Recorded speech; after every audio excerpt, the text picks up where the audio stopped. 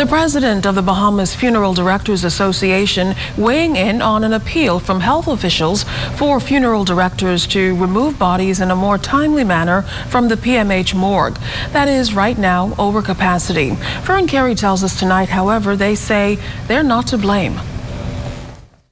President of the Bahamas Funeral Directors Association, Kirsch Ferguson, says funeral directors have not been negligent in collecting bodies from the morgue at the Princess Margaret Hospital, and he says they are not getting monies from families and not collecting the bodies from the morgue. In fact, Ferguson wants to set the record straight on the involvement of funeral directors in removing bodies from the hospital morgue. Bodies that are in the morgue that are unclaimed are bodies that have not been assigned to funeral homes particularly, meaning that families are still shopping around and they are not wanting to commit because of financial strain that the family is facing.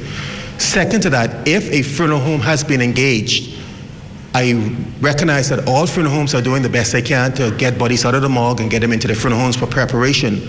However, in some cases, there's due process that we cannot circumvent, and we are simply abiding by the protocols and regulations that are in place regarding the release of bodies from Princess Margaret. His comments come following requests made by the Minister of Health, the Honourable Remit Wells, and officials of the Public Hospitals Authority this week, renewing their appeal for funeral homes to remove bodies from the Princess Margaret Hospital's morgue in preparing for burial. The PHA adding that if necessary, it will seek the legal authority to do so. This as Public Hospitals Authority officials also indicated that the number of bodies currently stored in the morgue is over the maximum capacity.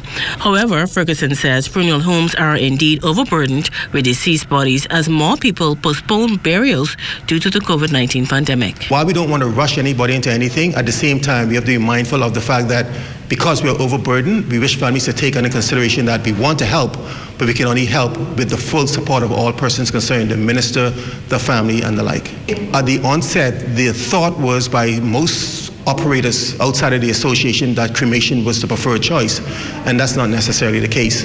Now, what we are noticing is that because of financial strain, a lot of persons are unemployed, insurances are lapsing, or what have you.